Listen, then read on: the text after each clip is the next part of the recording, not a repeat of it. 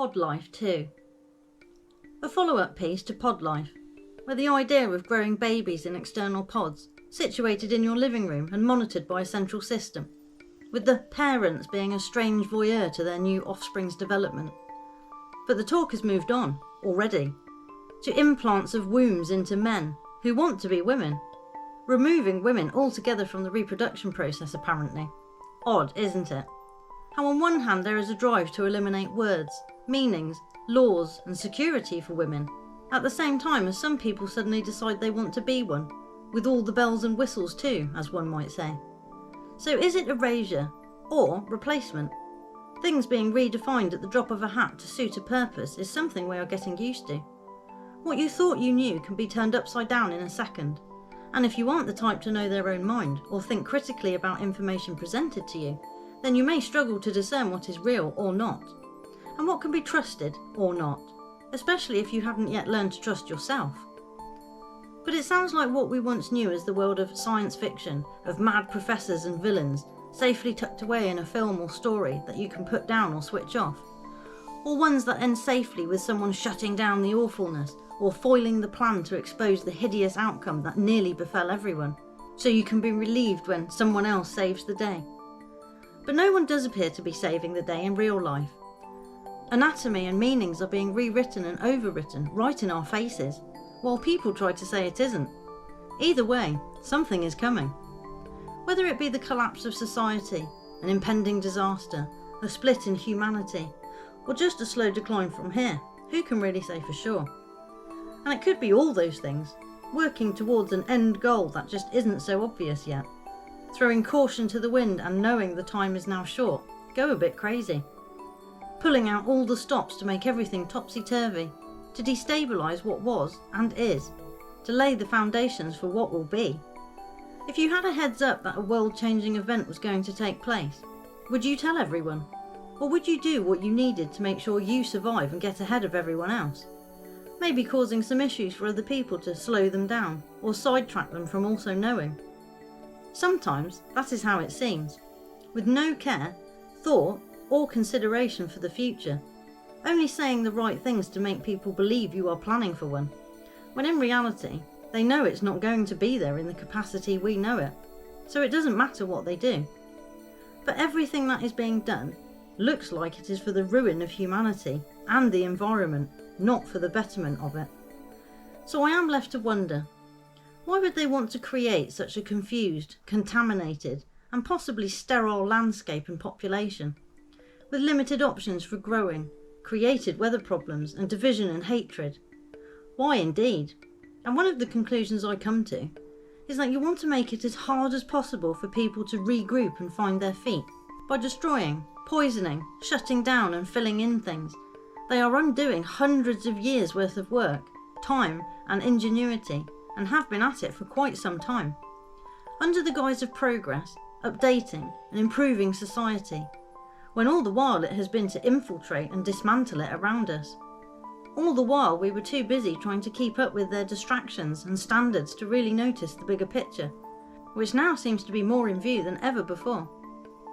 Those things were the fringe services and areas of society though, with small intrusions into the domestic life and family structure, which has also gathered pace in the last few years.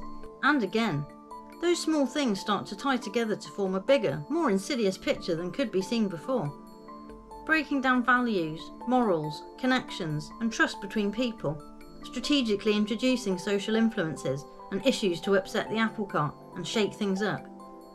And now we are faced with a wide range to contend with, some of them seemingly more sinister than others, with an overtone and undertone of hatred and malice. Personal agendas are one thing, and quite possibly we are a bit more skilled at recognising that in people. But group agendas, well, it seems not so much. Understanding that someone can be executing a personal agenda while working for a bigger cause should be an easy leap in mind to me, but not to everyone.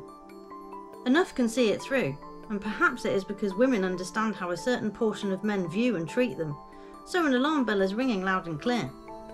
It reminds me of reading something online, where a man who wanted to be a woman joined a women's group, and then complained that the women were talking about periods, and that excluded him, so he didn't want them to be able to discuss their women's problems anymore and kicked up a fuss. You know, because we all want to join the chess club and then complain that they are playing chess, which you don't know how to play, and isn't it unfair that they don't play Connect 4?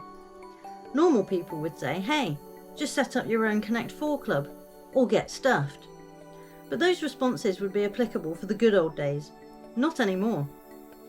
And of that example, I should point out, there are people who don't want to work for things or do things for themselves.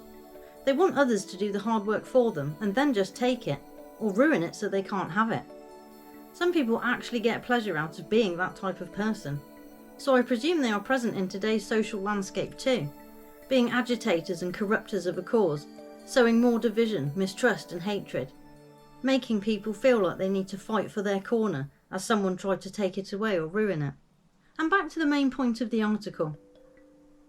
With one hand, they are encouraging women to be sterilised, or to halt their ability to breed, or have abortions, or birth control, making it super expensive to have and raise children, constantly interfering with the development by way of medication, nutritional and educational means, putting extra strain on what would be a natural and normal thing.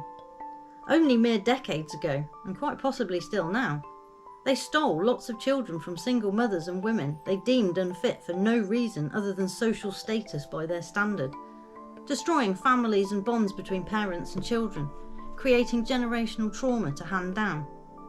And with the other hand, they are fawning over men wanting to be women, offering them all the things that many women had to fight for and suffer for. But they aren't just offering them their own version of it, with all the medical treatment they could want and facilities and recognition in their own right. No. They want everything relabelled that is already in place and full access. It does seem rather odd. Especially as until this recent point, we have been happily integrating with men wanting to be women and making the transition towards that. But not in a manly aggressive way, which seems to be the new style. And some women are like that too. So that approach can be from all quarters, and rather than specify it by gender, I shall call it what it is: bullying, and trying to get your own way by intimidation tactics. Weird that it is now becoming about getting rid of one so that the other can feel validated, important and seen. We don't want you around, or known as you, but want to be what you are and replace you. Like an odd Buffalo Bill Stepford wife kind of scenario. And like the woman in that film, who was happily going about her day and happy to help someone in need, she gets clobbered and used for purpose. Which is how many feel in this, possibly on both sides, because there is something going on here which is not just about people being themselves, or identity, or acceptance. It seems to be something far more sinister, which has yet to be fully revealed.